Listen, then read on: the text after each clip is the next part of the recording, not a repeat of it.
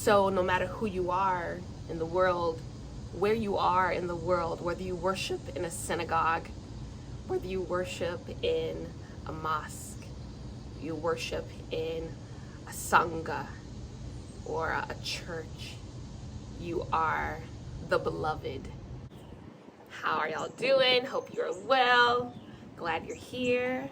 So I want to get into some things today, particularly spiritual acceptance. And this is a big one for me because I've been in a lot of environments where there's a bit more like not acceptance, not tolerant, and very unaware. A term I call spiritual superiority. And that's not really why we are here on the earth.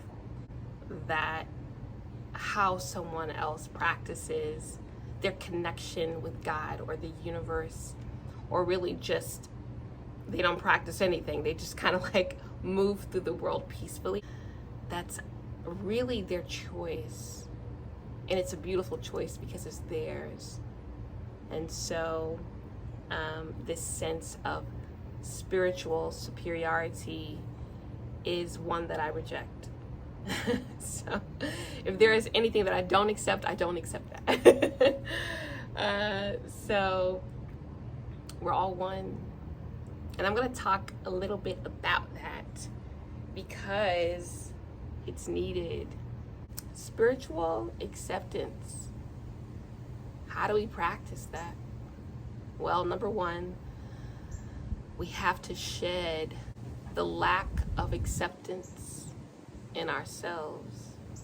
You need to fully accept you, who you are, what you are.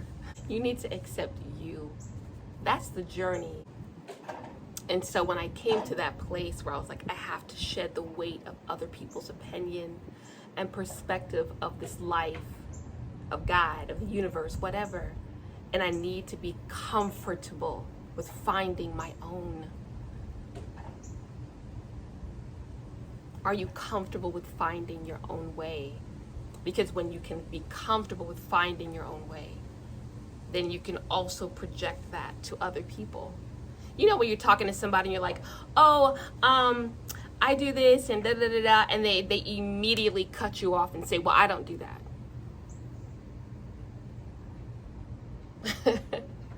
Okay. All right. Like, I think that's great too. But you can tell there's an immediate, I don't like what you do.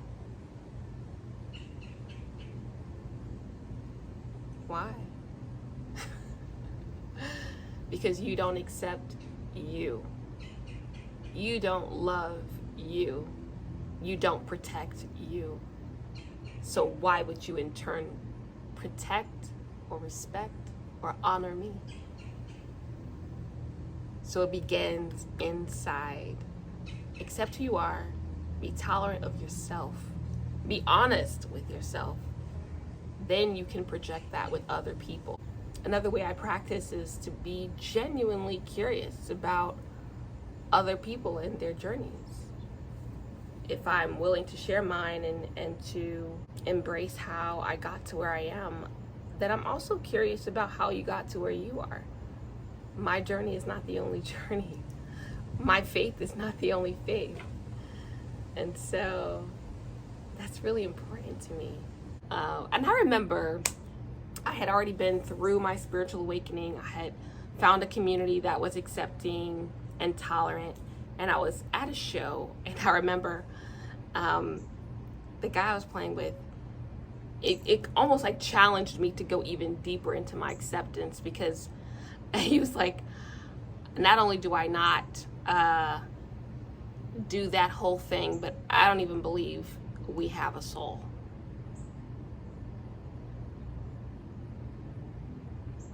Huh? It just challenged me, like that moment where you're like, okay, so are you going to accept that? Because it's so easy for me to be judgmental or to like, oh no, that's not the truth, or da da da da da. And I had been in this shedding of all of this superiority, and my view is the view. And so in that moment, it's like he challenged me. Now, are you going to go further? You know?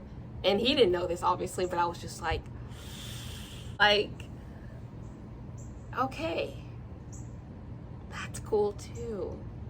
You don't have to believe that there is anything, that there can just be life. And I think that's beautiful. So yeah, I just remember that moment. It just kind of like pushed me over to the next level. That not everybody needs to believe what you believe. And there's still beautiful human beings moving in the world freely. Are you? Are you free? Are you free? Are you free? Are you free? Yeah, active listening. Also, I don't share a lot unless it's requested. I don't need to be the one to always say, I think this, I know this, you need to think this way because I've learned this. No, you don't. No, you don't. What I've learned is incredible. It's changed my life. But it changed my life.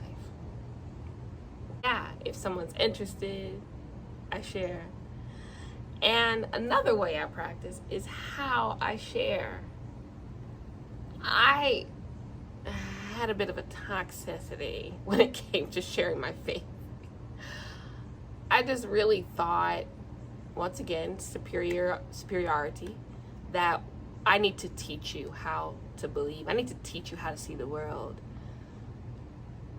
No, that's delusional. And your truth is yours to have and to believe and to hold and to be devoted to, whatever you want to do with it. And so when I share with consciousness. I share with intentionality. And I share with openness. That this is just mine. And this is what has helped me. And this is what is working in my life. And then lastly, man, just love people. Love people. However you choose to do that, just love. Like, try not to lead with differences. Lead with what we have in common. Our commonalities. We have more than what we're willing to say. What we're willing to admit, that we are very much alike. Even if we go to a synagogue and this person goes to a mosque, there is many similarities to our faiths, to our spiritualities. And so I challenge us to think, are you pushing what your practices are, or are you pushing your own personal agenda for other people? So if you're feeling like your church is not accepting of other people and that doesn't feel good for you, you're in the wrong place. These kind of things, these kind of questions can really help you evolve into what spirituality does resonate with you. If you're going to be in the world, you might as well be honest. Yeah, I think that's all I have. Thank you for listening. If you are on your spiritual journey right now, I wish you nothing but elevation and love. May it surround you, even in times where you feel lost. You're not. You're not. And I'm gonna get into a lot of these things in more detail in another video, but for now, just wishing you everything you need, and I'll see you in the next video. See y'all later. Bye.